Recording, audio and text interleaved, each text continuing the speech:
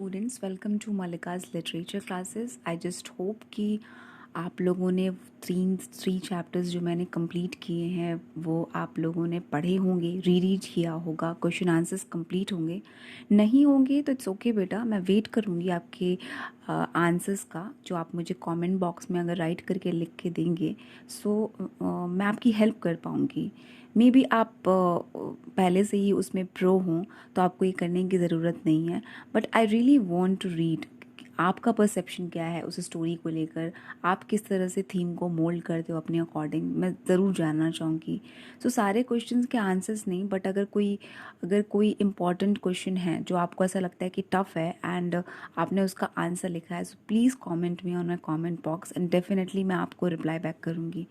सो आज का जो चैप्टर है बेटा, one of the longest chapters माना जाता है 12th क्लास का। ऐसे बहुत सारे चैप्टर्स हैं जो लेंदी हैं एंड उनमें से एक है द रैट ट्रैप। बट लेंदी होने के बावजूद भी ये इतना इंटरेस्टिंग है एंड इतना मॉरली बेस्ड स्टोरी है कि आप कभी भी इस पूरे पढ़ते टाइम एक बार भी आप बोर नहीं होंगे। बेसिकली मेरा ऐसा मानना है। इट्स बीन 3 years, मैंने 3 बैचेस पढ़ाए हैं 12th क्लास को एंड जहाँ तक मुझे पता है बच्चे इस स्टोरी को पढ़ के बोर नहीं हुए हैं, बल्कि उन्होंने बहुत कुछ सीखा है इस स्टोरी से। बहुत ही इंटरेस्टिंग स्टोरी है and the best thing about this story is that ये स्टोरी लिखी गई है सेल्मा लेगरलॉफ के द्वारा एंड उनके बारे में थोड़ा बहुत जान लेते हैं। जैसे कि मैंने आप लोगों को कहा कि it's very important to know about the author, about the poet. जो भी आप राइटिंग्स पढ़ने वाले हो किसी के भी, तो सबसे पहले ये जानना ज़रूरी है कि किसने लिखा है और वो कैसे, किस जॉनरा में लिखा करते थे, वो किस टाइप के पर्सन थे या किस टाइप के राइटर थे। सलमा लगोलॉफ के बारे में तो मतलब अगर आप फर्स्ट टाइम आप सुनते हो, क्योंकि आप बेसिकली स्कूल से बिलोंग करते हो, आप अभी स्कूलिंग कर रहे हो, बट अगर कोई लिटरेचर फील्ड में अगर है सो ये उन तमाम लोगों के लिए इंस्पिरेशन है, वन ऑफ द इंस्पिरेशंस कहा जा सकता है। She was the first one who got the Nobel prize in literature.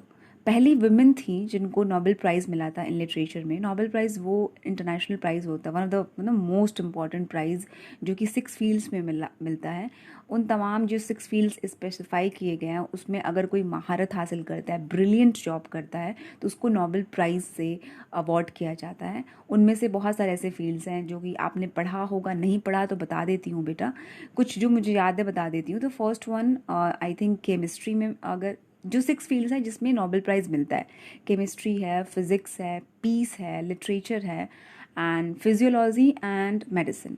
ये 6 फील्ड्स हैं। इसमें अगर आप कुछ कमाल का कर जाते हो एंड नोबेल प्राइज़ मिलना मतलब कि आई थिंक ये सबसे टॉप क्लास का अवार्ड होता है, वो भी इंटरनेशनल लेवल का होता है। आप लोगों ने ऑस्कर सुना होगा ना, ऑस्कर से भी बड़ा अवार्ड होता है। सो ये नोबेल प्राइज़ लिटरेचर में सलमा लगोलॉफ को मिला है एंड बहुत ही कमाल की राइटर रही हैं अपने टाइम की। बेसिकली 20th सेंचुरी से ये बिलोंग करती हैं एंड बेटा इन्होंने जितनी भी नॉवेल्स लिखी हैं, बहुत कमाल की स्टोरीज़ लिखी हैं, जिसमें द ट्रेजर है, जेरूसलेम है एंड और भी है, मुझे भी याद नहीं आ रहा है। जेरूसलेम एक ऐसा नॉवेल रहा है जो कि वर्ल्ड वाइड फेमस रहा है एंड उस पर बेस्ड मूवी भी बनी है, अडेप्ट की गई है, ये नॉवेल बेस्ड मूवी बनी है एंड आज भी जेरूसलेम एक सिटी का नाम है बेटा, जो मिडिल ईस्ट में है एंड आज भी जेरूसलेम में एक स्ट्रीट है जो एज अ ट्रिब्यूट के तौर पे सलमा लगोलॉफ का नाम रखा गया है, उस स्ट्रीट का नाम रखा गया है। तो now you can come to know that कि कितनी ब्रिलियंट राइटर रही होंगी वो अपने टाइम की। सो थोड़ा बहुत नॉलेज तो मिल ही गया होगा and if you are really curious about her, so आप गूगल आउट कर सकते हो, आप पढ़ सकते हो उनके बारे में एंड बहुत ही रिलीजियस पर्सन रही हैं।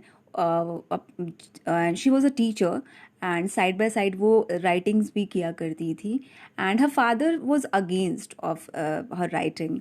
वो वुमेन मूवमेंट में बहुत ज़्यादा पार्टिसिपेट किया करती थी एंड इस चीज़ के सपोर्ट में उनके फादर नहीं थे, बट उन्होंने ये चीज़ नहीं छोड़ी एंड बहुत पहले ही उनके जो फादर थे वो डेथ कर गए थे एंड ज़्यादा डीप नहीं जाएंगे, चलो पढ़ते हैं अबाउट द ऑथर। यहाँ पे जो लिखा हुआ है आपके चैप्टर में थोड़ा बहुत पढ़ लेते हैं हम लोग। 1858 to 1940 was a Swedish writer whose stories have been translated into many languages. बहुत सारे ऐसे नॉवेल्स हैं उनके, बहुत सारे स्टोरीज़ हैं जो बहुत लैंग्वेजेस में लिखे गए हैं, एंड उन्हीं स्टोरीज़ को बहुत सारे लैंग्वेजेस में लिखा जाता है बेटा, ट्रांसलेट किया जाता है, जो स्टोरीज़ बेस्ट सेलिंग बन पाती है, बेस्ट सेलिंग स्टोरीज़ बन पाती है. A universal theme runs through all of them, a belief that the essential goodness in a human being can be awakened through understanding and love. जैसे कि हर एक writer का एक स्पेशलिटी होती है, एंड सलमा लगोलफ की स्पेशलिटी क्या थी, उनका वो किस थीम को स्टक अराउंड करके चला करती थी, ह्यूमैनिटी के थीम को. सलमा लगोलफ माना करती थी बेटा कि अगर सबके अंदर एक ना गुडनेस होती है, एंड शायद जैसे कि नेल्सन मंडेला कहते हैं ना कि गुडनेस होती है, हाइड किया जा सकता है गुडनेस को, अच्छाई को छुपाया जा सकता है, लेकिन एक्सटिंग्विश नहीं किया जाता, ख़त्म नहीं किया सकता. तो गुडनेस हमेशा होती है, एंड उसको अवेकेंड कैसे किया जा सकता है, उसको बाहर कैसे निकाला जा सकता है उस ह्यूमन के बाहर, मतलब कि कम आउट, मतलब कम्प्लीटली कम आउट नहीं कि एकदम बिल्कुल वो इनह्यूमन बन जाए, बल्कि अवेकन, उसके अंदर वो जो अच्छाई है वो जाग जाए. वो कैसे हो पाता है? Through love and understanding. अगर आप किसी को प्यार दो, उस तरह की समझ दो, उसको उनके साथ ह्यूमनली बिहेव करो, तो बुरा से बुरा इंसान भी उसके अंदर कुछ ना कुछ अच्छाई होती है जो कहीं ना कहीं निखर कर आती है आपके पास. ये सलमा लगोलफ माना करती थी. एंड पता है सबसे अच्छी बात क्या होती है किसी भी राइटर में, बहुत कम राइटर्स अचीव कर पाते हैं अपनी राइटिंग्स में, एंड वो क्या है? यूनिवर्सल इंस्टिंक्ट को. यूनिवर्सल इंस्टिंक्ट क्या होता है बेटा? कि किसी राइटर ने 16th सेंचुरी या 15th सेंचुरी में अपनी कोई किताब लिखी है, मान लो कि कोई पोएम लिखी है, एंड आज के टाइम पे भी 21st सेंचुरी में भी वो रिलेटेबल है. आप अभी भी फील करते हो, ऐसा लगता है कि यार ये आज के टाइम के लिए लिखी गई है. That is called universal instinct, जो बहुत कम राइटर्स अचीव कर पाते हैं. एंड सलमा लगोलफ जो थी वो उन कम राइटर्स में आती थी, वो उस कैटेगरी में आती थी कि आप इनकी नॉवेल या इनकी स्टोरीज़ जो भी है, उनकी पोएम्स आप कभी भी पढ़ो, 21st सेंचुरी 25th सेंचुरी, बहुत ज़्यादा रिलेटेबल होगी. आपको ऐसा लगेगा कि ये आज के कंटेम्प्रेरी वर्ल्ड के लिए, जो कि प्रेजेंट वर्ल्ड है, उसके लिए लिखी गई है. Okay, this story is set amidst the mines of Sweden, rich in iron ore, which figure large in the history and legends of that country. The story is told somewhat in the manner of a fairy tale. अब ये जो है setting होती है हर story की, कि कहाँ पर वो स्टोरी लिखी गई है. तो सेटिंग क्या है कि स्वीडन में स्वीडिश कल्चर के अराउंड लिखी गई है वो. एंड कहाँ पर है? बीचों बीच, जो जहाँ पे लोहे का काम चलता है ना, आयरन वर्क्स होते हैं ना, वहाँ पे, वहाँ की सेटिंग है, वहाँ से बिलोंगिंग है, प्रोटैगनिस्ट की हो या बाकी सारे जितने भी साइड एक्टर्स हों, कैरेक्टर्स हों, उनकी है. एंड ये जो स्टोरी है ना बेटा, ये फेयरी टेल फॉर्म में लिखी गई है. तो फेयरी टेल मतलब जैसे ही दिमाग में आता है आपके, क्या नाम आता है? जैसे कि सिंड्रेला की स्टोरी, या स्नो वाइट की स्टोरी, या रुपेंजल की स्टोरी आपने बचपन में पढ़ी होगी, या अपने पेरेंट्स से सुनी होगी, या किसी से भी आप कार्टून देखे होंगे. सो फेयरी टेल क्या स्टोरी होती है? स्टार्टिंग में जो प्रोटैगनिस्ट होता है, प्रोटैगनिस्ट मतलब बेटा जो मेन कैरेक्टर होता है उसे हम प्रोटैगनिस्ट कहते हैं, ठीक है. सो प्रोटैगनिस्ट जो होता है वो बड़ा दुखी होता है, परेशान होता है, and once upon a time से शुरू होती है, एक समय की बात है. एंड एंड कैसे होता है? हैप्पीली एवर आफ्टर पे. मतलब अब वो लास्ट में खुशी खुशी खुशी खुशी, जैसे कि सिंड्रेला में क्या होता है कि सिंड्रेला में उसकी स्टेप मदर कितना ज़्यादा उसको एक्सप्लॉइट करती हैं, उसके स्टेप सिस्टर्स कितना एक्सप्लॉइट करते हैं.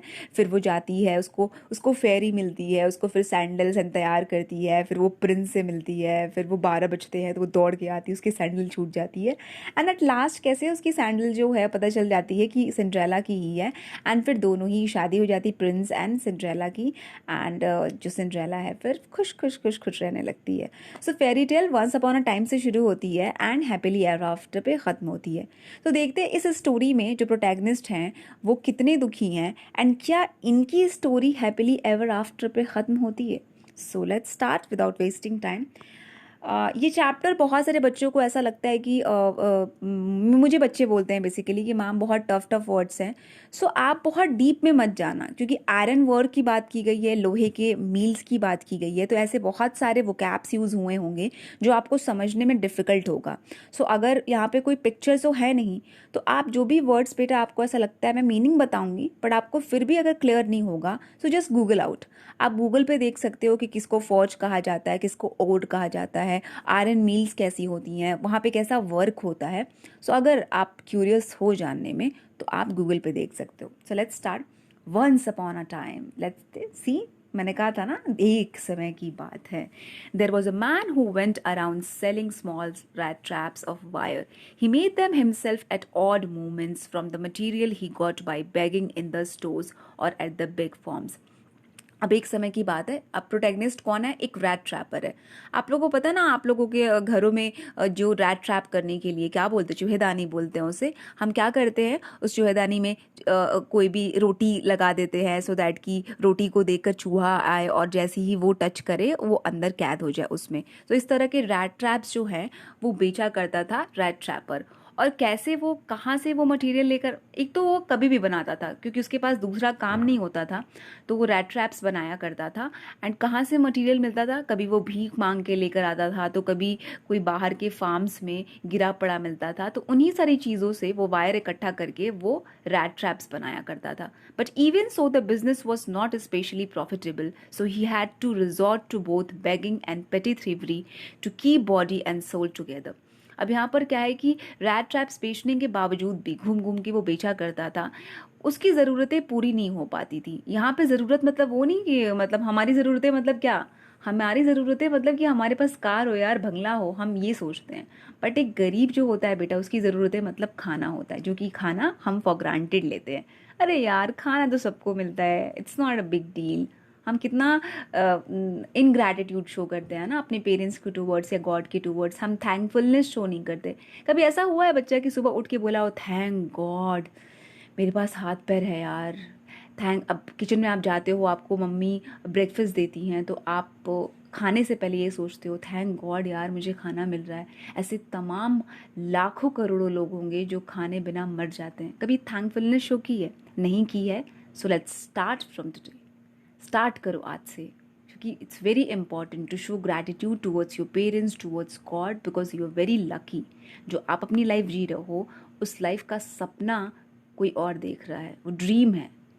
सो यहाँ पर जो है रैट ट्रैपर, वो बहुत ही मुसीबत से जी रहा है, तो उसको रैट ट्रैप्स बेच कर उसके चीज़ें नहीं निकल पा रही हैं, वो सर्वाइव नहीं कर पा रहा है। तो क्या करता है खाली टाइम में, या तो छोटी मोटी चोरी भी कर लेता है साथ साथ। प्रॉफिटेबल बिजनेस नहीं है रैट ट्रैप्स बेचना, ज़्यादा पैसे नहीं कमा पाता है, तो छोटी मोटी चोरियाँ भी करने लगा है। To keep body and soul together, ये एक ईडियम है बेटा, या फ्रेज आप कह लो, मतलब कि जिंदा रहने के लिए, बॉडी एंड सोल को साथ में रखने के लिए, मतलब कि डायरेक्टली इनडायरेक्टली यहाँ पर ये कह रहा है, डायरेक्टली मतलब कि जिंदा रहने के लिए।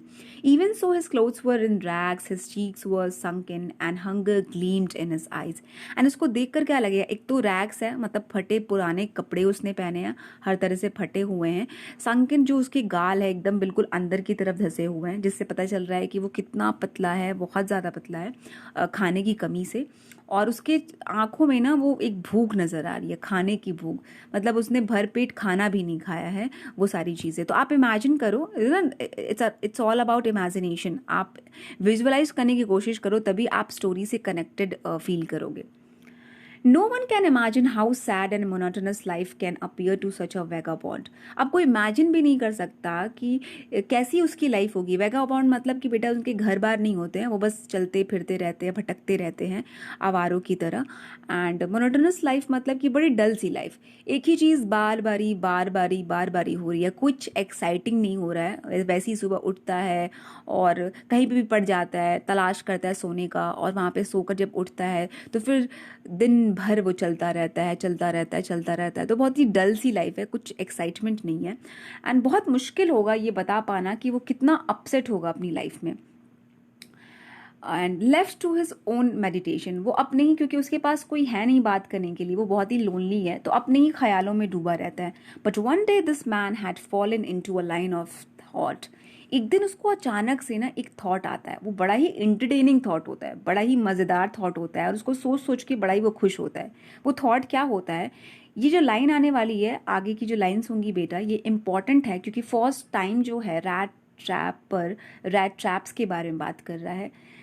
इससे पहले, बताने से पहले एक चीज़ बता दूं बेटा कि in literature there are two meanings. The first one is surface and the second one is deeper meaning. ठीक है, surface meaning and deeper meaning. Surface मतलब कि जो लिखा हुआ है आप उसको ट्रांसलेट करके पढ़ लो, एंड डीपर मतलब कि क्यों हुआ, रीज़न क्या था, कैसे हुआ, एंड वो सारी मतलब डेप्थ तक जाके उसकी उस मैटर को एनालाइज करना, मतलब कि वो डीपर हुआ। सो अभी तक तो आपको ये पता है ना कि वो रैट ट्रैप्स बेच रहा है, एंड राइटर ने स्पेशली अपने कैरेक्टर को एज अ रैट ट्रैपर ही क्यों चूज़ किया, and bar bar he rat trap पर क्यों फोकस कर रही थी। अभी आपको पता है कि यार गरीब है तो ऐसा सा है, हिडन मीनिंग क्या है, डीप मीनिंग क्या है, अभी पता चलेगा। और वो क्या सोचता है, he had naturally been thinking of his rat traps when suddenly he was struck by the idea that the whole world about him, the whole world with its land and seas and the cities, villages, was nothing but a big rat trap. It had never existed for any other purpose than to set baits for people. और उसको अचानक से एक thought stuck करती है, आती है कि यार ये जो होल वर्ल्ड है ना वो एक रैट ट्रैप है।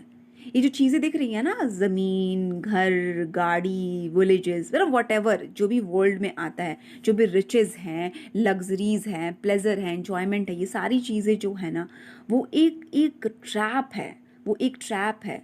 वो क्या है, जैसे नहीं आप चूहे को पकड़ने के लिए रोटियां रखते हो, तो वैसे ही ये जो वर्ल्ड है ना हमें पकड़ने के लिए, अपने कब्जे में रखने के लिए एक बेत का इस्तेमाल करता है। वो बेत कुछ भी हो सकता है, वो कुछ भी हो सकता है, चारा डालता है कि हम पास आए, हम पास आए, उसके कब्जे में आए। यहाँ पे मटेरियलिज्म की बात हो रही है बेटा। हम कितना ह्यूमैनिटी को, पीस को, लव को पीछे छोड़कर आ जाते हैं, एंड किस चीज़ के बारे में हम सोचने लगते हैं अक्सर, हमारे पास गाड़ी हो, बंगला हो, फेम हो, आइडेंटिटी हो।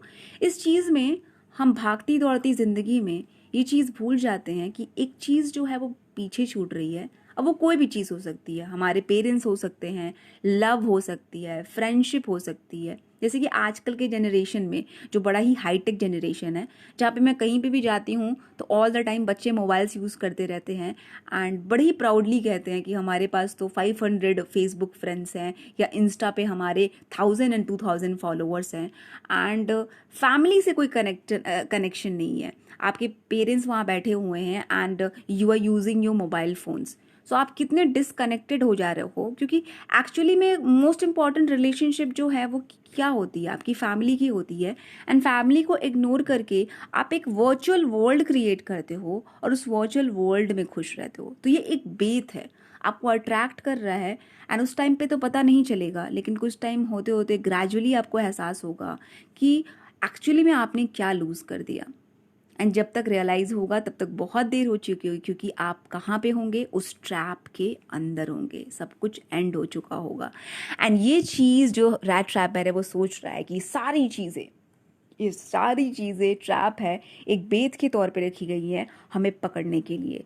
It offers riches, joys, shelter, food, heat, clothing, exactly as the rat trap offered cheese and pork, and as soon as anyone let himself be tempted to touch the bait, it closed in on him, and then everything came to an end.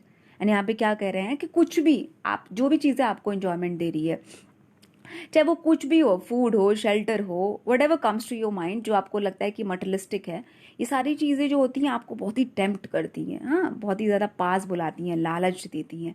And जैसे ही आप चाहते हो, जैसे कि चूहे को लालच मिलता है ना चीज़ का, पॉर्क मतलब बेटा कि फ्लैश ऑफ पिग्स, बाहर के शहरों में जो लोग हैं वो पॉर्क भी खाते हैं, जो कि हमारे यहाँ बिल्कुल ही प्रोहिबिटेड है, हम टच भी करना नहीं पसंद करते हैं, लेकिन बाहर के शहरों में बहुत बहुत ही मन से लोग खाते हैं।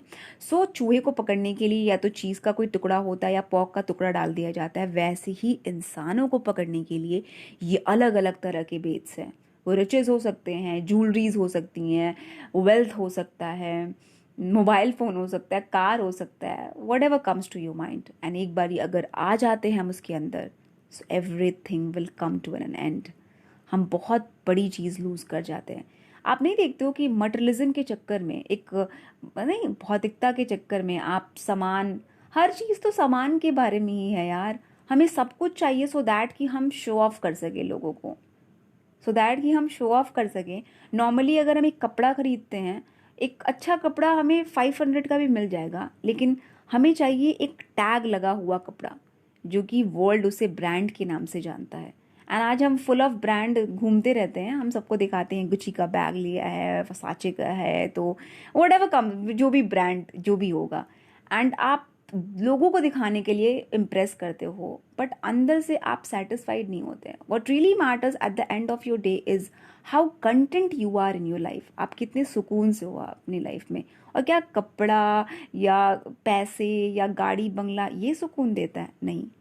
अच्छाई सुकून देती है, प्यार सुकून देता है, शांति सुकून देती है. ये सारी जो चीज़ें हैं जो आपको लगता है कि वर्थलेस हैं, जो हमें लगता है कि वर्थलेस हैं, बट वो सबसे ज़्यादा वर्दी होती है.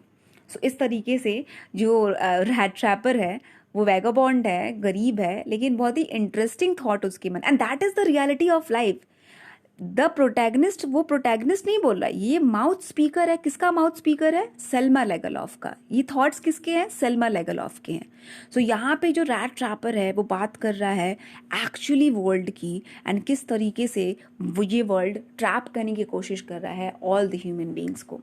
The world had, of course, never been very kind to him, so it gave him unwanted joy to think ill of it in this way. It became a cherished pastime for his during many dreary proddings to think of people he knew who had let themselves be caught in the dangerous snares of other who were still circling around the bait. और पता है ये जो rat trapper है ये world कभी kind नहीं रहा है, कभी दया नहीं दिखाई है, तो उसको वर्ल्ड के बारे में ना बुरा सोचने में ना बड़ा मजा आ रहा था. कभी होता है ना कि आपको कोई चीज़ नहीं मिलती है तो आप उसके बारे में बुरा सोच के बड़ा अच्छा फील करते हैं. अच्छा नहीं था यार. मतलब आप किसी चीज़ के लिए बहुत मशक्क़त कर रहे हो. मान लो कि आप कोई कार देखे और आपको बहुत मन किया खरीदने का और आप नहीं खरीद पाए. उसके बाद आप अपने मन में ना बुरा बुरा सोच रहे हो, यार अच्छा कार नहीं है, ऐसे रिव्यूज़ देख रहे हो जो बिल्कुल ही नेगेटिव हैं, तो आप अपने आप को अच्छा फील कराने की कोशिश करो. अच्छा नहीं है, अच्छा नहीं है, अच्छा नहीं है. तो रैट ट्रैपर को ऐसा लग रहा था कि अगर वो वर्ल्ड के बारे में बुरा सोचेगा तो उसे अच्छा फील होगा. एंड एक और चीज़ से वो अच्छा फील कर रहा था, एंड वो क्या चीज़ थी कि वो उस कैटेगरी में नहीं आता है जो उस कैटेगरी में बहुत सारे लोग आते हैं. कौन कौन से लोग आते हैं? जो उस डेंजरस स्नेयर में, उस डेंजरस से जो जाल बिछाया गया था उसमें फंस चुके हैं. एंड कुछ लोग और भी हैं जो फंसे नहीं है. वो क्या कर रहे हैं? वो उसी बेत के अराउंड घूम रहे हैं. वो उनको चाहिए उनको चीज़ के पास जाना, उनको पौर के पास जाना, उनको उस बेत के पास जाना है. एंड बहुत जल्दी वो भी उस कब्जे में आने वाले हैं. यहाँ पे एक ड्रेलरी प्लॉडिंग्स यूज़ हुई है. बेटा ड्रेलरी मतलब कि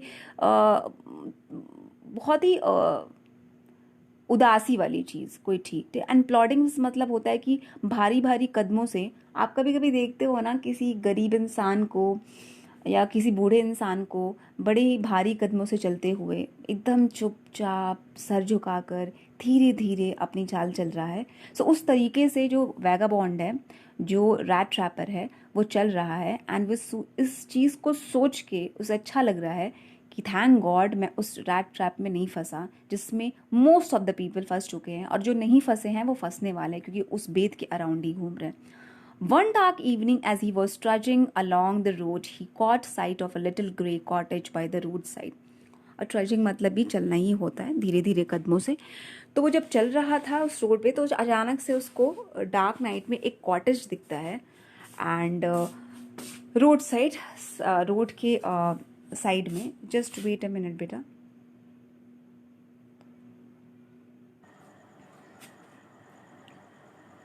ओके.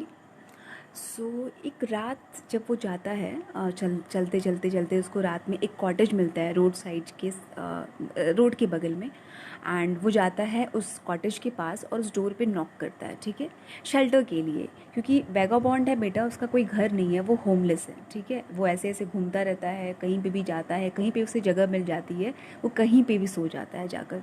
वो नॉक करता है. Nor was he refused. Instead of the sour faces which ordinarily met him, the owner, who was an old man without wife or child, was happy to get someone to talk to in his loneliness. बहुत ही unexpected था क्योंकि normally जहाँ पे भी वो vagabond जाता है या रैट ट्रैपर जाता है, सो नॉर्मली दरवाज़ा खोलते ही लोग बहुत ही अजीब तरीके से चेहरे बनाने लगते हैं और यार बहुत ही डिस्टेस्टफुल चेहरा बनाते हैं. एंड कभी कभी तो भगा भी देते हैं. बट सरप्राइजिंग ये था कि ओल्ड मैन ने दरवाज़ा खोला एंड बहुत ही वेलकमिंग नेचर था. क्योंकि वो बहुत अकेला था, जो ओल्ड पर्सन था, उसके ना बच्चे थे ना उसकी वाइफ थी, तो बहुत ही अच्छे से वो वेलकम करता है. एंड वो बहुत खुश होता है कि उसके लोनलीनेस में एक कंपनी मिल गई है. Immediately he put the porridge pot on the fire and gave him supper. And उसको बुलाता है, वेलकम करता है, बैठाता है एंड इवन उसको खाना भी खिलाता है। पॉरेज मतलब कि अगर इंडियन ज़ुबान में बोले तो खिचड़ी को कहा जाता है। सो यहाँ पर उसको वो डिनर प्रोवाइड करता है। Then he carved off such a big slice from his tobacco roll that it was enough both for the stranger's pipe and his own. और उसके बाद वो सिगरेट, टबाको आप लोगों को पता है it injurious to health. So please ये सारी चीज़ें मत करिएगा आप लोग, इंटॉक्सिकेटेड चीज़ें, बट यहाँ पर हो रही हैं। एंड थोड़ा थोड़ा करके वो हाफ खुद रोल लेता है एंड उसको रोल देता है एंड दोनों लोग एकदम ना स्मोकिंग करते हैं। Finally he got out on an old pack of cards and played मेजोलेज with his guest until bed time. और उसके बाद वो खाना भी खिलाता है उसको अपना टबैको भी शेयर करता है एंड इवन उसके साथ खेलता भी है। एक गेम है जो मेजोलेज कार्ड का होता है। एक चीज़ याद रखिएगा बेटा कि यहाँ पर कुछ कुछ वर्ड्स जो आएंगे वो स्वीडिश वर्ड्स हैं एंड एग्जैक्ट प्रोनाउंसिएशन हो सकता है कि मेरी प्रोनाउंसिएशन थोड़ी सी गलत हो जाए। So if you really want to know कि इस वर्ड को कैसे प्रोनाउंस करते हैं, जस्ट गो ऑन यूट्यूब, आप प्रोनाउंसिएशन वहाँ पर होगा, आप देख सकते हो। सो एग्जैक्ट प्रोनाउंसिएशन अगर ना भी निकल पाए so sorry, pardon me for this. And देखते हैं आगे तो कितने अच्छे से वो बुलाता है एंड उसको अच्छा ट्रीटमेंट देता है और उसकी कंपनी को एंजॉय करता है। The old man was just as generous with his confidences as with his porridge and tobacco. And जो ओल्ड मैन था वो इतना ज़्यादा जेनरस था, इतना अच्छा था। ऐसा नहीं है कि वो सिर्फ काइंडनेस इसलिए सिर्फ खाने के लिए शो कर रहा था या मतलब खाने के मतलब खाना खिलाते हुए शो कर रहा था या पॉरिश खिलाते हुए शो कर रहा था, टबैको देते हुए, बल्कि वो इतना ट्रस्ट कर रहा था उस ट्रैम पे या वेगाबॉन्ड पे या रैट ट्रैपर पे कि उस पर बिलीव करने लगा था अपने मैटर्स को लेकर भी। कॉन्फिडेंसेस मतलब कि अपनी सीक्रेटिव बातों को भी लेकर उस पर बिलीव करने लगा था। और सिर्फ उसने खाना नहीं खिलाया, उसने बहुत सारी अपनी बातें बताई, पर्सनल बातें, जो कि हम नॉर्मली अपनी सिर्फ फैमिली मेम्बर्स से करते हैं। आप यहाँ पे देख रहे हो कि ओल्ड मैन कितना लोनली है एंड उसे कोई चाहिए बात करने के लिए। The guest was informed at once that in his days of prosperity his host had been in crofter at Ramsjo iron works and had worked on the land. अब यहाँ पर वो बता रहा है उस रैट ट्रैपर को कि वो एक टाइम पे यहाँ पर याद रखिएगा कि आयरन वर्क बार बार ही आएगा जहाँ पे लोहे पट्टी कह सकते हैं, लोहे का काम होता है। एंड रैमजो बोलेंगे या रैमसो बोलेंगे, even I seriously don't know the exact pronunciation of this word. Check करने की कोशिश की थी मैंने बट मुझे एग्जैक्टली प्रोनाउंसिएशन कहीं मिला। यहाँ पर आप ओ देख रहे हो ना, 2 पॉइंट्स हैं यहाँ पे। इस तरह के जो अल्फ़ाबेट्स हैं वो स्वीडिश में ही लिखे जाते हैं। तो it's quite confusing and quite difficult also to pronounce any word, मतलब in a very exact format. So मुझे नहीं पता, इसलिए मैं आपको पहले ही बता रही हूँ कि शायद प्रोनाउंसिएशन में गड़बड़ हो सकती है जो भी स्वीडिश वर्ड्स आएंगे। सो अपने टाइम की बात बता रहा है कि जब मेरा अच्छा वक्त था, जब सब कुछ एकदम फला फूला सा था, प्रॉस्पेरिटी वाला टाइम था, तो मैं क्रॉफ्टर का काम करता था। क्रॉफ्टर्स वो होते हैं जो बेटा की फार्म्स का देखभाल करते हैं। सो वहाँ पे काम करता था। Now that he was no longer able to do day labour, अब वो बूढ़ा हो गया है तो इतनी मेहनत वाले काम तो नहीं कर सकता है वो, तो अब वो क्या करता है, it was his cow which supported him, उसकी एक गाय है जो उसको सपोर्ट करती है एंड वो उसके दूध बेचकर पैसे कमाता है। Yes that bossy was extraordinary. And फिर अपने काऊ को दिखाकर बोलता है कि अरे यार वो ऑर्डिनरी मत समझो, वो बहुत ही एक्स्ट्रा ऑर्डिनरी है। क्या करती है, वो हमेशा मिल्क देती है एंड ऐसा मिल्क देती है, इतना कमाल का क्वालिटी का मिल्क देती है कि हमेशा मुझे क्रीमरी मतलब कि जहाँ पर बेटा ये होता है कि मक्खन दूध के अच्छे अच्छे काम होते हैं। सो उसकी जो उसकी गाय होती है इतनी मलाई वाला दूध देती है, इसलिए क्रीमरी एक डिपार्टमेंट है वो अलग से उसका दूध लेती है एंड उससे वो पैसे कमाता है एंड बहुत ही अच्छे से रहता है वो। ओके, एंड लास्ट मंथ उसने कितना अर्न किया था, 30 kronor in payment. Kronor currency है, स्वीडिश करेंसी है एंड 30 क्रोनर उसने अर्न किए थे। नॉर्मली कोई ऐसा बात बताता है क्या अपने पैसों के बारे में, या आप लॉकर खोल के दिखाने लगते हो क्या किसी को, कह रहे यार मेरे पास इतने पैसे हैं, चाहे आप कोई भी क्यों ना हो। इन दीज टाइम्स तो हम अपने अपनों पे भरोसा नहीं करते हैं। अगर कोई एक्वेंटेंस है या कोई रिलेटिव्स है या खुद हमारे फैमिली मेम्बर्स हैं, नॉर्मली बहुत कम लोग जो होते होंगे वो अपने बिलीफ को शो कर पाते हैं रिगार्डिंग जो भी पैसे होते होंगे या रिचेस होते होंगे या ज्वेलरीज होते होंगे, और यहाँ पर एक लोनली मैन है जिसको कंपनी, इतनी डायर नीड है कंपनी की कि वो बस खुश होके वो इतना ज़्यादा खुल गया है ओपन माइंडेडली या एकदम ओपन हार्टेडली, मतलब वो एक्सप्रेस कर रहा है कि वॉट एवर ही हैज़ सब उसको बताना है, सब उसको बताना है. The stranger must have seemed incredulous, for the old man got up and went to the window and took down a leather pouch which hung on a nail in the very window frame. अब यहाँ पर एक चीज़ हुई है, incredulous मतलब बेटा कि showing एक होता है ना कि disbelief, आपको यकीन नहीं हो रहा है. एक्चुअली में यहाँ पर जो रैट ट्रैपर है, ही प्रिटेंडेड कि नहीं नहीं मुझे यकीन नहीं हो रहा है अपने एक्सप्रेशन से. उसे पता था कि एक्चुअली में 30 क्रॉनर हो सकते हैं, बट उसने डिसबिलीफ शो किया, उसे यकीन नहीं हो रहा था. तो इसके एक्सप्रेशन को देखकर वो क्रॉफ्टर उठता है, वो जाता है विंडो के पास एंड एक लेदर पाउच में वो पैसे रखे रहते हैं, वो निकाल कर उसको दिखाता है. थोड़े से मुड़े होते हैं, रिंकल्ड होते हैं, एंड दिखाता है कि देखो 30 क्रॉनर. These he held up before the eyes of his guest, nodding knowingly. And वो उठाकर अपने एकदम सामने और एकदम सर हिला के कहता, देखो मैंने इतने कमाए हैं. And then stuffs them back into the pouch. उसके बाद फिर वो पैसे क्या करता है, उस पाउच में रख लेता है. The next day both men got up in the good season. Good season मतलब कि बेटा अच्छा दिन. यहाँ पर सीजन यहाँ पे नहीं, यहाँ पे सीजन का मतलब कि डे है. अच्छा दिन था, मौसम अच्छा था. दोनों उठते हैं रात में आराम से, जो रैट ट्रैपर हो सोता है. The crofter was in a hurry to milk his cow, and the other man probably thought he should not stay in bed when the head of the house had gotten up. और crofter बहुत सुबह उठ जाता है क्योंकि उसको दूध निकालना रहता है, और रैट ट्रैपर सोचता है कि अच्छा नहीं लगेगा ना कि जिसका घर है इतनी मेहमान नवाजी की और वो उठ गया है और मैं सोया रहूं. तो इस सोच की वजह से वो भी उठ जाता है एंड जाने लगता है.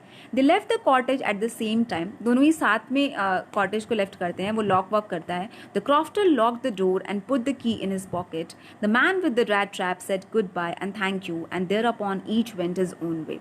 थैंक यू होता है, चलो आपने अब इतना ज़्यादा हॉस्पिटलिटी, आपने इतनी अच्छी मेहमान नवाजी की, एंड दोनों अलग अलग डायरेक्शन में निकल जाते हैं. But half an hour later, the rat trap peddler stood again before the door. He did not try to get in, however, he only went up to the window. अब आधे घंटे बाद रैट ट्रैपर जो नज़र आता है, scene क्या है आप इमेजिन करो कि उसी कॉटेज के बाहर खड़ा हुआ है, एंड वो डोर पे नॉक नहीं करता बल्कि कहाँ जाता है, विंडो के पास जाता है, and smashed a pane. Pane क्या होता है बेटा, just wait a minute, try करती हूँ कि नॉर्मली होता है कि नहीं. यार नहीं हो रहा है, कुछ फ़र्क ही नहीं कर रहा है. ओके, सो इस तरह का, एंड ये वाला नहीं, ऐसे ऐसे विंडो होते हैं, इस तरह के विंडो होते हैं. सो ये एक पार्ट है, उसको पेन कहा जाता है. तो इस पार्ट को ब्रेक करके, ठीक है, समझ में आ गया पेन क्या होता है. कहाँ पर थे यार, ओके. तो स्मैश्ड पेन तोड़ता है, अपना अंदर हाथ डालता है, एंड उस पाउच को लेता है, उसमें से पैसे निकालता है, एंड उसके बाद जो पॉकेट रहता है अपने पॉकेट में डालता है, thrust into his pocket, एकदम ठुसा लेता है अपने पॉकेट में मनी को, एंड फिर जो लेदर पाउच है वो केयरफुली उसी जगह पे रख देता है एंड आराम से चला जाता है. सो आप यहाँ पे देख रहे हो कि उसको क्रॉफ्टर ने उसकी मेहमान नवाजी की, बट किस तरीके से उसने क्रॉफ्टर को ही चीट कर दिया. आगे चल के पता चलेगा बेटा कि रीज़न क्या था चीट करने का, एंड आगे चल के कितने लोग उसको काइंडनेस शो करेंगे, एंड कितने लोगों पे वो बिलीव कर सकता है या सभी को चीट करने वाला है. Okay. As he walked along with the money in his pocket, he felt quite pleased with his smartness. जैसे कि वो चल रहा था तो उसको बड़ा ही अच्छा लगा था, मतलब स्मार्टनेस, अपने प्राउड फील हो रहा था कि यार कैसे मैंने चकमा दे दिया, पैसे भी अच्छे से मेहमान नवाजी भी कर ली. और उसके बाद स्मार्टनेस यहाँ पे क्या बात कर रहा था, किस तरीके से उसने डिसबिलीव शो किया था जब क्रॉफ्टर ने बताया था कि अरे यार आई अर्न 30 क्रॉनर. तो किस तरीके से उसने फेस बनाया था, अपना फेशियल एक्सप्रेशन बनाया था कि ना ना I don't believe you. And इस फेस को देख कर ही क्रॉफ्टर उठा था और उसने बताया था कि एग्जैक्टली कहाँ पर उसने 30 क्रॉनर रखे. He realized, of course, that at first he dared not continue on the public highway, but must turn off the road into the woods.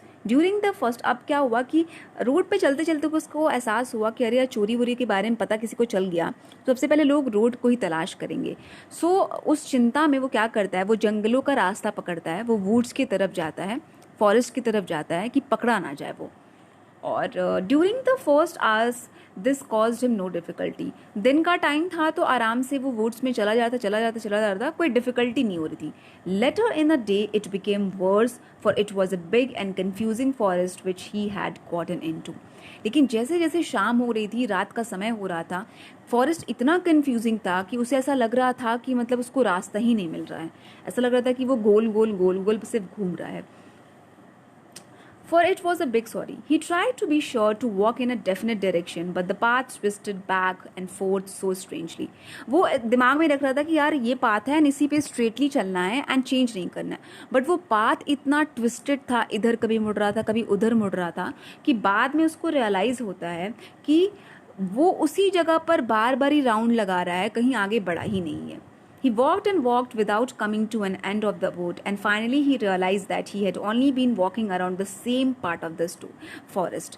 So उसको क्या रियलाइज़ होता है कि वो सेम पार्ट ऑफ फॉरेस्ट में ही वो चक्कर लगा रहा है। उसको रियलाइज़ होता है, बहुत लेट हो जाता है, एंड जब तक रियलाइज़ होता है बहुत अंधेरा हो चुका होता है, उसको समझ में नहीं आता कि अब कौन से डायरेक्शन में जाना है। All at once he recalled his thoughts about the world and the rat trap, and अचानक से उसके दिमाग में क्या चीज़ आती है, वही वाला थॉट, द रैट ट्रैप वाला, जो उसको इंटरटेनिंग लग रहा था एक टाइम पे। उसको रियलाइज़ होता है कि ओ गॉड, मतलब कि 30 क्रॉनर जो थे वो बेत था, that was the trap, and now I into that trap, और मैं फंस चुका हूँ, एंड ये जो होल फॉरेस्ट है ना, अब मैं कभी निकल नहीं पाऊंगा। Now his own turn had come, अब उसका वक्त आ गया है। कितना प्राउडली वो फील कर रहा था ना कि वो बच गया है उस चीज़ से। He had let himself be fooled by a bait and had been caught. वो क्या हुआ, उसके जो बेत था 30 क्रॉनर, उससे वो उल्लू बन गया। इतना टेम्पटिंग था वो 30 क्रॉनर कि वो गया उसके पास, टच किया, रखा, एंड कम्प्लीटली वो उस कब्जे में आ गया, वर्ल्ड के उस रैट ट्रैप के कब्जे में आ गया, उस ट्रैप के कब्जे में आ गया। The whole forest with its trunks and branches, its thickets and fallen logs closed in upon him like an impenetrable prison from which he could never escape. And जो होल फॉरेस्ट था, जो भी branches थे, thickets मतलब बेटा कि जो भी ब्रांचेस को इकट्ठा करके जो रास्ते में गिरे होता है ना, जिससे रास्ता ब्लॉक हो जाता है। सो ऐसा लग रहा था ना कि पूरा जो फॉरेस्ट है ना वो कम्प्लीटली ब्लॉक हो गया है, एंड मैं उसके अंदर फंस गया हूँ। एंड एक वर्ड यहाँ पे यूज़ हुआ है, इनपेनिट्रेबल, मतलब कि एक ऐसा प्रिजन जिससे आप बाहर नहीं निकल सकते, कभी भी बाहर नहीं निकल सकते। अगर अंदर हो तो बाहर नहीं आ सकते, अगर बाहर हो तो अंदर नहीं आ सकते, ऐसा प्रिजन। इट वॉज लेट इन दिसंबर, ऊपर से ठंडी का टाइम, फॉरेस्ट में है, कपड़े कैसे डाले उसने, फटे पुराने, तो कितना डिफिकल्ट रहा होगा उसके लिए। Darkness was already descending over the forest, धीरे धीरे जो अंधेरा था वो छा रहा था उस जंगल में। This increase the danger and increase in to also his gloom and despair. And जैसे जैसे अंधेरा बढ़ रहा था वैसे वैसे उसकी ना, उसका होप जो था उसका ख़त्म हो रहा था, वो दुखी हो रहा था। Finally he saw no way out, अभी उसको ऐसा लगता है कि अब कोई वे नहीं है, तो क्या करता है, वो ज़मीन में बैठ जाता है ग्राउंड पे, एंड टायर टू डेथ मतलब कि वो इतना थका रहता है, सुबह से शाम तक बेटा वो बस चलता रहता है। सो ऑब्वियसली बात है कि वो बहुत ज़्यादा थका होगा, इतना थका कि ऐसा लग रहा था कि वो मर जाएगा। Thinking that his last moment had come, और वो क्या सोच रहा था कि अब मैं इस ट्रैप से बाहर नहीं निकल पाऊंगा और ये मेरा लास्ट मोमेंट है। But just as he laid his head on the ground, he heard a sound, a hard, regular thumping. There was no doubt as to what that was. He raised himself. Those are the hammer strokes from an iron mill. और जैसे ही वो लेटता है तो उसको आवाज़ आती है, एक ऐसी चीज़ की आवाज़ आती है। थम्पिंग मतलब क्या होता है बेटा, जैसे कि अभी तो मैं ऐसे ये थम्पिंग का साउंड है, ठीक है। एंड अगर लोहे पर अगर ऐसी थम्पिंग होगी तो कितना ज़्यादा ज़ोर का आवाज़ करेगा, तो उसको रियलाइज़ होता है कि अरे यार इस फॉरेस्ट में ऐसा लग रहा है कि कोई लोहे वोहे का मील है।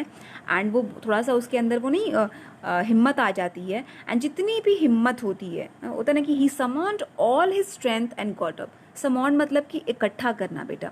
सो अपनी सारी स्ट्रेंथ को इकट्ठा करके वो लटकते पटकते, स्टैगर मतलब कि गिरते पटकते, मतलब लड़खड़ाते हुए वो किस डायरेक्शन में जाता है, उस साउंड के डायरेक्शन में जाता है। The Ramso ironwork, which are now closed down, were not so long ago a large plant with smelter, rolling mill and forge.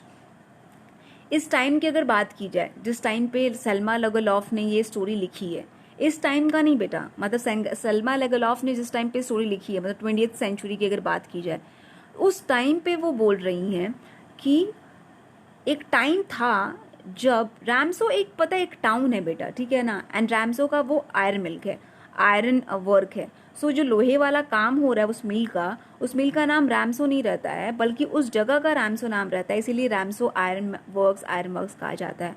सो एक टाइम था, अभी तो अब कोई आयरन मिल नहीं है वहाँ पे, और अभी भी नहीं है, लेकिन पहले के ज़माने में आप सोच रहे हो ना, वंस अपॉन अ टाइम, एक समय की बात है, बहुत पहले के टाइम में एक आयरन मिल हुआ करता था। एंड आयरन मिल में कौन कौन से प्लांट्स हुआ करते थे, अलग अलग तरीके से मशीन्स हुआ करते थे जो काम किया करते थे। स्मेल्टर हुआ करते थे। स्मेल्टर मतलब बेटा किस चीज़ का काम करता है, ज़मीन से जो हम ओर निकालते हैं, ओर इज़ अ, जिससे लोहा निकलता है, जिससे मेटल निकलता है, और उस मेटल को हम क्या करते हैं, उसको रोलिंग मशीन में डालते हैं। जैसे कि हम रोलिंग मशीन में जब डालते हैं तो शीट्स निकलते हैं लोहे के। आप लोग सारे ये चीज़ें गूगल आउट कर सकते हो, ये सारे मशीन्स आपको दिख जाएंगे। तो किस तरह से पहले वो स्मेल्टिंग करते हैं, ज़मीन से उस चीज़ को निकालते हैं, लोहे को एक्सट्रैक्ट करते हैं, फिर रोलिंग मशीन में डालते हैं, शीट्स में कन्वर्ट करते हैं, बहुत ही एकदम तड़कता भड़कता फर्नेस चलता रहता है, एंड उसके बाद उसको फॉर्ज में डालते हैं। फॉर्ज मतलब कि जैसे कि हम किसी भी तरीके से लोहे को मोल्ड करके किसी चीज़ में तब्दील कर देना। अब कोई भी चीज़ हो सकती है, कोई कार का कोई इंस्ट्रूमेंट बनाना, या कोई भी तरह की चीज़, जो भी मेटेलिक चीज़ें होती हैं वो फॉर्ज में ही उसको मेल्ट किया जाता है, उसको मोल्ड किया जाता है। तो ये सारे जो प्रोसीजर्स हुआ करते थे वो रैमसो मिल्क वर्क में हुआ करते थे। In the summertime, long lines of heavily loaded barges and scows slid down the canal, which led to a large inland lake. And in the winter time, the roads near the mill were black from all the coal dust which sifted down from the big charcoal crates. अब यहाँ पर क्या explain करने का है उनका, कि अगर हम गर्मियों की बात करें, सो यहाँ पर दो वर्ड्स यूज हुए हैं बेटा, बार्जेस एंड स्काउज। ये it's a kind of boats माना जाता है। आप स्काउस को भी देख सकते हैं, बोट होता है, थोड़ा सा समतल जैसा होता है, ग्राउंड पैटर्न का होता है, एंड बार्जेस जो जिसमें फ्लैग्स लग रहे थे उस टाइप का बोट्स रहता है। तो लाइंस लगी रहती थी, क्योंकि रामसो आयरन वर्क से लोहा जो था वो प्रिपेयर होके बहुत ज़्यादा की तादाद में उस बोट्स पे रखा जाता था, और वो क्या करते थे, कैनाल को पार करते हुए, छोटी सी नदी को पार करते हुए वो इनलैंड की तरफ से, बड़ी बड़ी नदियों की तरफ से दूसरी कंट्रीज में जाते थे। मतलब कि यहाँ पे ट्रांसपोर्टेशन का काम चल रहा है। रैमसो आयरन वर्क्स एक टाइम पर बहुत ही बड़ा आयरन मिल हुआ करता था, एंड बहुत अच्छे क्वालिटी के जो मेटल थे वो ट्रांसपोर्ट होते थे दूसरी कंट्री में। एंड विंटर टाइम में क्या होता था, जो लोहे का काम होता था, जिस तरीके से उसका डस्ट जो उड़ता था वो आसपास की जगहों को एकदम बिल्कुल ही ब्लैक कर दिया करता था। जितने भी चारकोल्स एंड क्रेट्स उड़ा करते थे, जो डस्टिंग हुआ करती थी, वो आसपास का एरिया बिल्कुल ही ब्लैक होता है। अगर बेटा आपने आयरन मिल देखा है, नहीं देखा है तो इट्स ओके, आप गूगल, हर चीज़ गूगल पे अवेलेबल है यार। आई नो कि बहुत ही वर्चुअल आपको फीलिंग देगी, रियल वाली फीलिंग नहीं देगी, लेकिन एटलीस्ट आपको कुछ तो नॉलेज होगा। सो आप देख सकते हो, एंड किस तरीके से वर्क होता है आयरन मिल में वो भी आप देख सकते हो। सो इस तरह का पूरा उसने एक सीन दिखाया है कि आयरन मिल में कैसे वर्क हुआ करता था। During one of the long dark evenings just before Christmas, the master smith and his helpers sat in the dark forge near the furnace, waiting for the pig iron. अभी हम rat trapper से हट के हम उस जगह की बात कर रहे हैं जो आयरन, अभी रैट ट्रैपर हमारा कहाँ है, जंगल में फंसा हुआ है, और उसको थम्पिंग की आवाज़ आ रही है, ठीक है, अभी वो चल कर आ रहा है। तब तक जो राइटर है वो कहाँ की ऑन द अदर हैंड वाली स्टोरी बता रहा है कि दूसरे साइड में क्या चल रहा है। तो बात हो रही है कि क्रिसमस के टाइम की बात हो रही है, क्रिसमस से पहले की बात हो रही है। मास्टर स्मिथ मतलब कि ब्लैक स्मिथ, जो लोहे का काम करता है, एंड वो अपनी हेल्पर के साथ क्या है, फॉर्ज में, फॉर्ज के पास बैठा हुआ है, जो मोल्ड करता है आयरन को, एंड किसका वेट कर रहा है, पिग आयरन का वेट कर रहा है। पिग आयरन भी it's a kind of iron, छोटे छोटे टुकड़े वाले आयरन होते हैं, जिसके पिक्चर्स आपको मिल जाएंगे, ब्रिक शेप्स के होते हैं, और उनका वेट कर रहा है किस तरह से वो मोल्ड होके निकले, एंड देन वो काम खत्म करके घर पे जाए। which had been put in the fire to be ready to put on the anvil. अब उनको कहाँ रखा गया, पिग आयरन कहाँ पर है बनने के लिए, फॉर्ज में रखा गया है। फॉर्ज के निकलने के बाद एक एनविल है, एनविल मतलब एक इंस्ट्रूमेंट होता है बेटा, एक आयरन का प्लेटफॉर्म होता है, उस पर उस चीज़ को रख के हम मारते हैं, एंड हैमर से उसको मोल्ड करने की कोशिश करते हैं, वो होता है एनविल होता है। सो इसीलिए जब वो मार रहे थे, जब वो सारी चीज़ें थम्पिंग की आवाज़ आ रही थी, वो क्या हो रहा था, वो अरे रैट ट्रैपर को सुनाई दे रहा था। तो यहाँ पर ये सीन चल रहा है कि वो लोग इंतजार कर रहे हैं। Every now and then one of them got up to stir the glowing mass with a long iron bar returning in a few moments. दोनों में से उठ के कोई ना कोई थोड़ी थोड़ी देर पे जा रहा था, और जैसे नहीं होता है कि कोई भट्टी जल रही है, फर्नेस है, ठीक है ना, एंड बार बार ही उसको कोल डालना पड़ रहा है, कोयला डालना पड़ रहा है, थोड़ा थोड़ा हिलाना पड़ रहा है, सो दैट कि जो आग है वो बुझे ना, तो आग जलती रहे। थोड़ी थोड़ी देर पे वो लोग जा रहे थे और स्टेयर कर रहे थे, हिला रहे थे। और जब कोई भी जा रहा था, चाहे वो मेन मास्टर हो जो ब्लैक स्मिथ है, या उसके हेल्पर, जब वो लोग वापस स्टर करके आ रहे थे, हिला कर आ रहे थे या कोल डाल कर आ रहे थे, तो वो एकदम पसीने से लदे पड़े थे। पर्सपिरेशन मतलब होता है ना कि फुल ऑफ स्वेट बेटा, मतलब ऐसा नहीं कि नॉर्मल पसीना, मतलब एकदम भीग जा रहे थे पसीने से। दो एज वॉज द कस्टम ही वोर nothing but a long shirt and a pair of wooden shoes. And उन दोनों ने कपड़े क्या पहने थे, क्योंकि कस्टम था, वहाँ का रिवाज था कि जो आयरन मिल में काम करते हैं वो एक बस लॉन्ग शर्ट डाल के रहते थे और वुडन शूज़ डाले रहते थे। बेसिकली ऐसी जगह पे बेटा बहुत सारे किट्स मिलते हैं to protect yourself, but आप यहाँ पे देख रहे हो कि कोई प्रोटेक्शन किट नहीं मिला हुआ है, बल्कि एक नॉर्मल सा कपड़ा पहना है इन लोगों ने। आयरन मिल में वो काम कर रहे हैं एंड बहुत ही हार्मफुल है उनके लिए। All the time there were many sounds to be heard in the forge. अब जैसे कि जो जब ये लोग काम कर रहे हैं तो बहुत तरीके के साउंड्स आते हैं, अलग अलग तरीके के साउंड्स आएंगे ना, थम्पिंग की आवाज़ आएगी, आग जलने की आवाज़ आएगी, मेल्टिंग की आवाज़ आएगी, हैमरिंग की आवाज़ आएगी। The big bellows groaned and burning coal cracked. अभी आप लोगों ने देखा है ना कि जब आप कोयला जो जलता है तो क्रैकिंग की आवाज़ निकालता है, ठीक है ना, थोड़ी सी चिंगारी निकलती है, तो उस तरह की क्रैकिंग की बहुत ज़्यादा आवाज़ आ रही थी। जो ग्रोलिंग की सॉरी कौन सा वर्ड है, बेलोज ग्रोंड की आवाज़, किस तरीके से जब लोहा जब आग में जाता है तो जब वो मेल्ट होना शुरू होता है तो एक अजीब तरह की आवाज़ आती है। सो बहुत तरह की आवाज़ें जो होती हैं वो आदत थी उस ब्लैक स्मिथ को भी सुनने की और उस हेल्पर को भी सुनने की। The fire boy shoveled charcoal into the maw of the furnace with a great deal of clatter. अब क्या हो रहा था कि जैसे ही कोयले की कमी हो जा रही थी तो जो हेल्पर था वो क्या कर रहा था, शवल मतलब कि कहीं किसी चीज़ जगह पे कुछ चीज़ ठूसना, ठीक है, तो वो कोयले को लेकर जाता था और ठूस दिया करता था। माव ऑफ द फर्नेस मतलब यहाँ पे माव मतलब बेटा कि जो ओपन माउथ होता है किसी भी चीज़ का, जो फ्रंट पार्ट होता है उसे माव कहते हैं।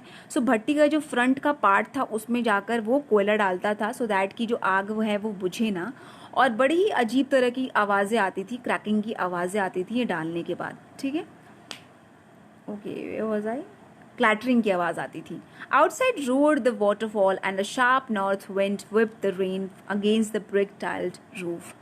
अब बारिश हो रही है, अब बारिश शुरू हो चुकी है, बहुत ज़ोर की बारिश हो रही है, एंड जो बारिश की बूंदें हैं वो जो ब्रिक टाइल्ड रूफ है, जो ब्रिक का बना हुआ रूफ है, उस पर जब पड़ रही है तो आवाज़ें आ रही हैं। सो ये आप सीन देख रहे हो कि पूरा आयरन मिल में वर्क चल रहा है, दो लोग हैं अपना काम कर रहे हैं, कभी फौज में काम कर रहे हैं, कभी आयरन मेल्ट का काम कर रहे हैं, and on the other side जो रैट ट्रैपर है वो धीरे धीरे धीरे चल के इस आयरन मिल की तरफ आ रहा है। It was probably on account of all this noise that the blacksmith did not notice that a man had opened the gate and entered the forge until he stood close up to the furnace. And इन्हीं सारी आवाज़ों की वजह से blacksmith को realise भी नहीं हुआ कि कोई अंदर एंटर कर लिया है, दरवाज़ा ना खुलने की आवाज़ आई, जब तक कि वो इंसान एकदम सामने आके ना खड़ा हो गया। एंड वो इंसान कौन था? None other than rat trapper. And कैसे वो दिखा? फर्नेस की जो रोशनी आ रही थी, जो आग की रोशनी आ रही थी, अंधेरा बहुत ज़्यादा था, तो फर्नेस की रोशनी से पता चला ब्लैकस्मिथ को कि कोई आया है। Surely it was nothing unusual for poor vagabonds without any better shelter for the night to be attracted to the forge by the glow of light which escaped through the sooty panes. And कोई unusual नहीं था, blacksmith के लिए कोई unusual सी बात नहीं थी कि अरे यार पहली बार कोई आया है क्या, नहीं। इस तरह के मौसम में, इस तरह की रात में ये जो होमलेस पर्सन हुआ करते थे, जो गरीब भिखारी हुआ करते थे, वो अक्सर क्या करते थे, आयरन मिल के अंदर आते थे। एंड उनके लिए इससे बेहतर जगह नहीं हो सकती ठंडी के समय की अगर बात की जाए तो, कि वो आकर और फर्नेस के पास बैठ जाए और वो अपने आप को वार्म कर सके। So it's not a big deal कि ऐसा कोई अननोन गेस्ट आया है। ऐसे वैगाबॉन्ड्स, ऐसे भिखारी, ऐसे रैग पिकर्स, ऐसे रैट ट्रैपर्स आया करते थे, and to come in to the warm themselves in front of the fire. और किस तरीके से वो ठंडी से स्केप करके बचकर वो आते थे और खुद को वार्म करने की कोशिश करते थे। The black Smiths glanced only casually and indifferently at the intruder. अब यहाँ पे ब्लैक स्मिथ क्या है, मतलब आप देखते हो कि कभी कभी हम बिहेवियर जो हमारा होता है वो कितना डबल स्टैंडर्ड होता है ना बच्चा। हमारा बिहेवियर किसी एक पर्टिकुलर पर्सन के लिए अलग होता है, दूसरे के लिए अलग होता है, एंड जिससे हमारा जितना बेनिफिट होता है उससे हमारा जो बात व्यवहार होता है वो और ज़्यादा सॉफ्ट स्पोकन होता है। I'm not being judgmental towards everyone, but most of the people I come across, मैंने ये देखा है उनको ट्रीट करते हुए कि अगर घर में कोई मेहमान भी आता है तो अगर कोई नॉर्मल मेहमान आया या कोई नॉर्मल पर्सन आया तो हम एक पार्ले जी का बिस्किट और पानी पकड़ाकर उसको विदा कर देते हैं। बट जितना हाई क्लास वाला गेस्ट होगा हमारा, उतना ही हमारे नहीं टेबल पे जो हमारे दस्तरखान पे जो चीज़ें होती हैं वो बढ़ती जाती हैं। सो हमारी हॉस्पिटलिटी, जो हमारी मेहमान नवाजी भी होती है, वो पर्सन टू पर्सन डिफर करती है। लेकिन आपको पता है बेटा कि हर कोई पर्सन रिस्पेक्ट डिजर्व करता है। लेकिन ब्लैक स्मिथ ने यहाँ पर क्या किया, बिल्कुल उसकी तरफ एक बार बस एक नज़र देखा एंड इनडिफरेंटली, कोई रिस्पेक्ट की भावना से नहीं। ऐसा लग रहा था कि मतलब यार तुम तो तुच्छ से इंसान हो, कोई एकदम नहीं होते कि फीलिंग जो आप एक ह्यूमन टू ह्यूमन भी आती है, उसे एक इन ह्यूमन तरीके से उसने ट्रीट किया, बिल्कुल ध्यान नहीं दिया, एकदम बिल्कुल इग्नोर कर दिया उस किसको, इंट्रूडर को। इंट्रूडर कौन होता है बेटा, जो बिना परमिशन के कहीं पर दाखिल हो जाता है, उसे इंट्रूडर कहते हैं। सो उस रैट ट्रैपर को उसने ध्यान नहीं दिया, बहुत ही इनडिफरेंटली देखा, कोई इमोशन शो नहीं किया, कोई रिस्पेक्ट शो नहीं किया, और बिल्कुल एक बारी देखकर उसकी तरफ मुड़ा भी नहीं। He looked the way people of his type usually did. और जो रैट ट्रैपर था वो कैसा दिखता था, बिल्कुल वैसे ही जैसे कि उसके तरह के लोग दिखते थे, भिखारी जैसे, फटे पुराने कपड़े पहनना, बड़ी बड़ी दाढ़ियाँ, डर्टी सा, गंदा सा, और bunch of rat traps dangling on his chest. और जो रैट ट्रैप्स थे जो बेचता करता था वो अपने गले में ऐसे बांध कर रखा था, तो गरीब सा था। और ब्लैक स्मिथ को नहीं लगा कि इसको कोई इंपॉर्टेंस देना चाहिए, तो उसने बिल्कुल ही बस एक लुक दिया, वो भी बहुत ही इनडिफरेंट सा लुक दिया, और फिर मुंह मुड़ गया। आई थिंक बेटा दैट्स इट फॉर टुडे।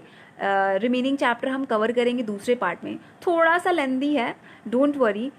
इस चैप्टर के ख़त्म होने के बाद trust me, you will also start to believe that कि how great writer she was, Selma Lagerlof, and story कितनी ही माइंड ब्लोइंग है। I just love them। मतलब अगर मैं बात करूँ कि CBSE ने जिस तरह के स्टोरीज़ को इंट्रोड्यूस किया आपकी क्लास 12th में, एंड कितने प्रोमिनेंट राइटर्स को लिया है आपके सिलेबस में, चाहे वो कोई भी क्यों ना हो। अगर हम बात करें रॉबर्ट फ्रॉस्ट की बात करें, या पैब्लो नेरुडा की बात करें, या सलमा लेगलॉफ की बात करें, सो एवरी राइटर ना हैज़ इट्स ओन स्पेशलिटी, सबकी एक अलग स्पेशलिटी है, एंड सबसे आपको कुछ ना कुछ एकदम लाइफ का मोस्ट इम्पॉर्टेंट लेसन सीखने को मिलेगा, जो शायद अभी आपको ऐसा लगे कि एग्जामिनेशन का टेंशन हो, तो आपको ऐसा लगे कि बस यार चैप्टर कंप्लीट हो जाए और बस मार्क्स आ जाए। But after completing 12th, when you will go into the real world, that time you will start to realize कि ये सारे lessons कितने important हैं, and उस time पे आपके ज़रूर काम आएंगे। So trust me, I am an experienced one, and experience की basis पे मैं बोल रही हूँ। अभी मैं आपको ना second hand knowledge दे रही हूँ, second hand knowledge आपको मिल रही है। क्यों? क्योंकि first hand knowledge मैंने experience किया है, लेकिन जैसे आप first hand knowledge experience करेंगे, जब ये चीज़ें आपके साथ होंगी, देन आपका जो नॉलेज होगा वो पक्का हो जाएगा, एकदम होता है ना, कंक्रीट हो जाएगा। एंड एक चीज़ आपको फर्स्ट हैंड मिलने वाली है, जब ये चैप्टर कंप्लीट होगा आपको भी फर्स्ट हैंड नॉलेज मिल जाएगी, एंड आप भी कह सकते हो कि Selma Lagerlof is one of my favourite writers. Trust me, बहुत ही ब्रिलियंट स्टोरी है, एंड रिमेनिंग चैप्टर्स हम बाद में कवर करेंगे। प्लीज़ बेटा दूसरा पार्ट आने से पहले दोबारा इस चैप्टर को पढ़ लीजिएगा, फर्स्ट पार्ट, एंड जहाँ जहाँ मैंने मीनिंग बताई है तमाम वो कैप्स की, उसको अंडरलाइन करके ज़्यादातर मैं प्रेफर करूँगी कि आप लोग बुक्स लेकर बैठा करिए, एंड आपकी नज़र मोबाइल फ़ोन पे ना होकर अगर बुक पे रहेगी तो ज़्यादा इफ़ेक्टिव होगा, इम्पैक्ट पड़ेगा। एंड आप अंडरलाइन करते रहिए, पढ़ते रहिए, अंडरलाइन करते रहिए, पढ़ते रहिए। अभी जो स्टोरी का मेन थीम है वो आने वाला है, किस तरीके से जो रैट ट्रैप की थ्योरी दी थी, फिलोसफिकल बात की थी रैट ट्रैपर ने, वो किस तरह से वो चीज़ें लाइफ में, रियल लाइफ में लोग इम्प्लीमेंट करते हैं, लोग जीते हैं उस चीज़ को। And it's a story about it's story about kindness, loneliness, humanity, and बहुत सारी चीज़ें हैं जो थीम्स हैं।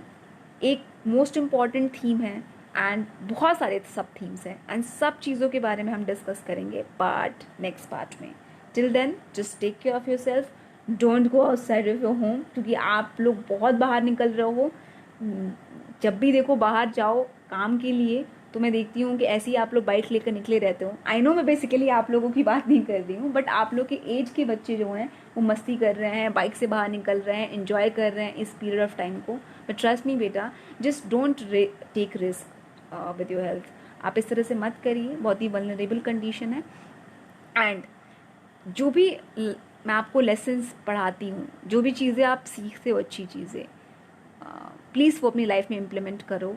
एंड जस्ट शो, एक होता है ना कि आप सबको इक्वली इम्पोर्टेंस दो। डजेंट मैटर कि वो आप किसी को जानते हो नहीं जानते हो। इम्पोर्टेंस मतलब ये नहीं कि आप उससे प्यार ही करने लगो, आप एकदम बिल्कुल ही एकदम जान छिड़कना शुरू कर दो, नहीं। बट आप एक ह्यूमन को ह्यूमनली ट्रीटमेंट तो दे ही सकते हो। डजेंट मैटर रिगार्डलेस की मतलब वो एक बेगर हुआ या एक मिनिस्टर हुआ, दोनों को ही इक्वली ट्रीटमेंट देना चाहिए, because both are human beings. And it's all about circumstances कि आज जो बेगर है वो बेगर है एंड मिनिस्टर मिनिस्टर है। So just treat everyone equally and take care of yourself. Bye bye.